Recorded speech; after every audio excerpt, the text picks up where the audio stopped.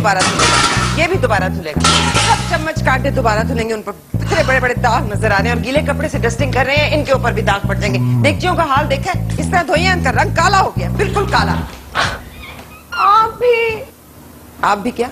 आपने मुझे काला कहा। भाई तुम्हें नहीं कहा, फर्नीचर को कहा था। अच्छा, थोड़ी देर बाद ये कहेंगे कि फर्नीचर मोटा भी हो गया है, तो डाइटिंग करा दो। डाइटिंग से फर्क नहीं पड़ेगा तो फिर लाइपो करा देंगे। अरे छोड़े नानी, ताके को कहते फर्नीचर ही बदल लो। मेरी बात हो रही है फर्नीचर की। फर्नीचर की? मैं बेवकूफ नहीं हूँ। वैसे हो तो नहीं, लेकिन शायद हो भी।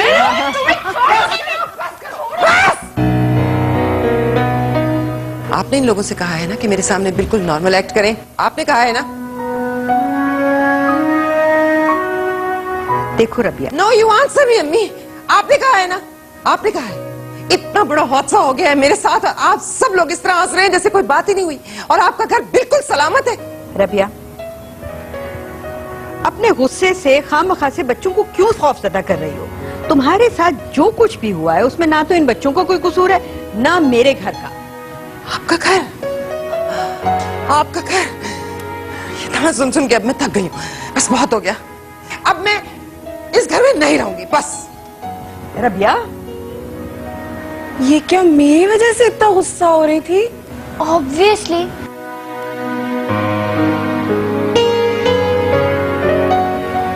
पर नानू, ये ऐसे कब तक रहेंगी?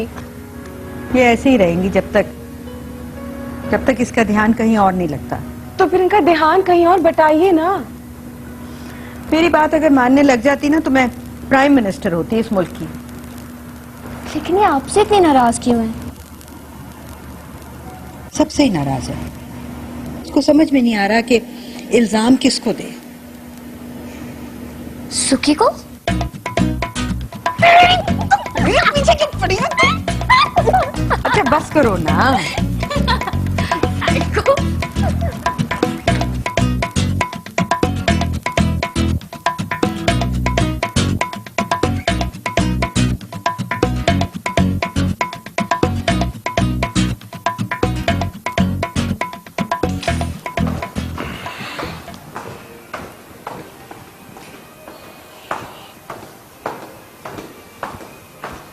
क्यों आ गया मेरा चांद शिकार करके?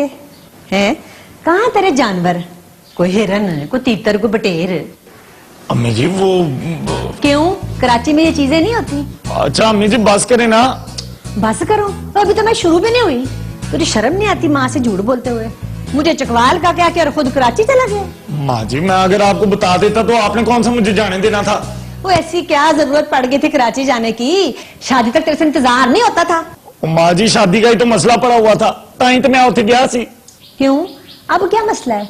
शादी की बात कर तो ली थी मैंने सुखैना की माँ से। वो अम्मी वो था ना कोई मसला। ऐसा क्या था जो तू अपने उस फप्पे कुटनी खाला से भी मिलने चला गया है?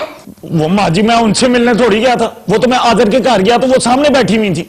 और तूने शुक्र किया होगा उन्हें देखकर, और मस्कीनों की तरह सॉरी सॉरी करना शुरू कर दिया होगा। तुझे कुछ याद नहीं कि उसने मुझे कितना जलील किया? और अभी भी सारे खानदान में फोन कर के बता रही है कि नुच्छी का बेटा मुझसे माफिया मांग रहा है। मैंने पहली बात यह है कि माफी मैंने इस बात में मांगी थी कि आदर के घर का माहौल मेरी वजह से खराब हुआ था, और दूसरी बात यह कि खानदान वालों को जो सोचना है सोचें, मुझे अपनी बड़ी टेंशन है। क्यों, तुझे क्या टेंशन है? बड़े हो बामे। अम्मी मैं बोल, बता, दस। अम्मी जी वो कहना की अम्मी ने मुझे ये कहा था कि जब तक मैं बीए नहीं करूंगा वो मेरी शादी नहीं उससे करवाएंगी। हैं? क्या मतलब है? यानी कि वो लड़की वाले होके हम पे शर्तें लगा रहे हैं? उनको मालूम नहीं कि उन्होंने किस खानदान में लड़की देनी है? और मैंने अम्मी जी समझाने की बड़ी कोशिश की है उन्हें। और भाड़ में गया तेरा समझाना। और जिन लोगों को मेरे खानदान की इज्जत की नाम की परवाह नहीं है, उनसे शादी करती है मेरी जूती। अम्मी जी छोड़े ना। वो ऐਵੇਂ छोड़ दूं? उनकी हिम्मत कैसी हुई हम पे शर्तें लगाने की? देखे तो सही जरा अपनी उस ऐश्वर्या राय को, शुक्र करे कि मैं उसको अपनी बहू बना रही हूँ, और वो हमें ही नखरे दिखा रहे हैं। अम्मी मैं संभाल लूंगा। बस अब तू कुछ नहीं कहेगा, वो रखे अपनी लड़की अपने पास, और तू देखना मैं कैसे अपने खानदान की अपने लेवल की लड़की लेके आऊंगी। लेकिन अम्मी बस कर दे ताकि चुप कर जा। पहले भी तेरी जिद की वजह से मैंने तेरी बात मानी थी, लेकिन अब अगर तू मेरी किसी बात में बोला तो सारी जिंदगी मुझसे बात ना करे।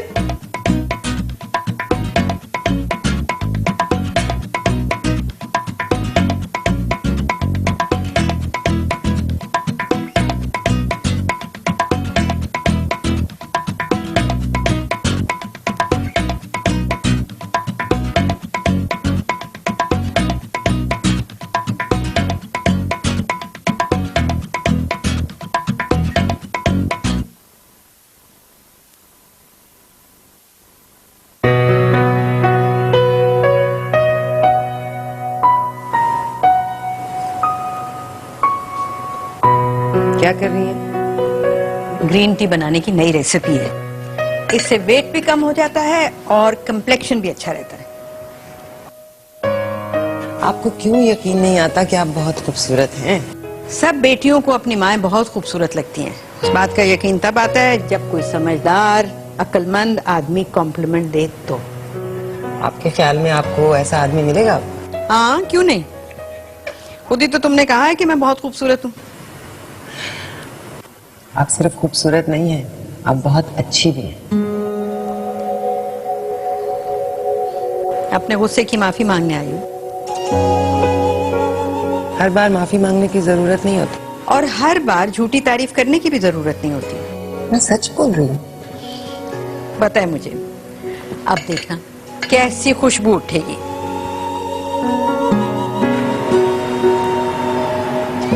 अपने मूड और गुस्से से दूसरों को तंग करना, उनको परेशान करना कमजोरी की निशानी होती है। अपने मूड्स पर मेरा काबू नहीं है शायद। अब आ जाएगा काबू। क्यों? क्योंकि दुख का ये रंग तुम्हारी जिंदगी में मिसिंग था शायद। ये देखो कितनी अच्छी खुशबू है ना, है ना? मेरे लिए बनाई है? हाँ, और क्या। मैं तो वैसे ही बहुत खूबसूरत हूँ। मैं नहीं हूँ? बिल्कुल नहीं, बिल्कुल भी नहीं।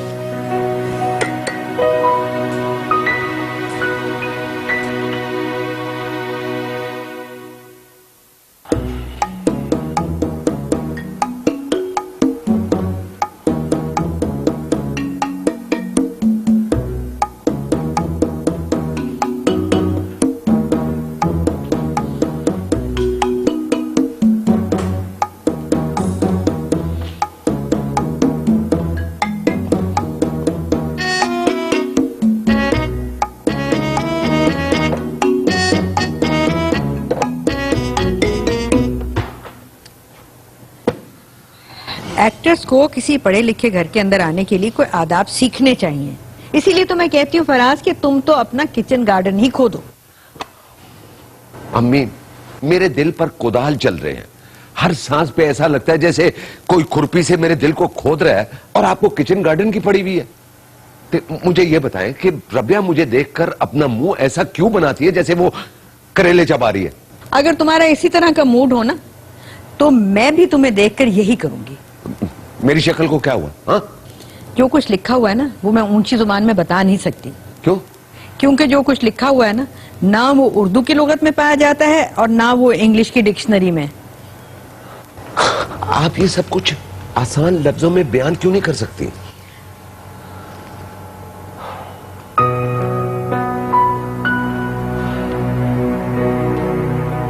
कोई क्यों नहीं जानता कि मेरा भी दिल दुखा हुआ है।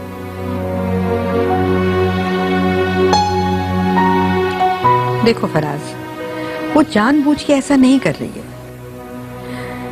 मुझे अभी कहकर गई है कि उसको ऐसे लगता है जैसे उसके मूड्स पर उसको काबू नहीं रहा।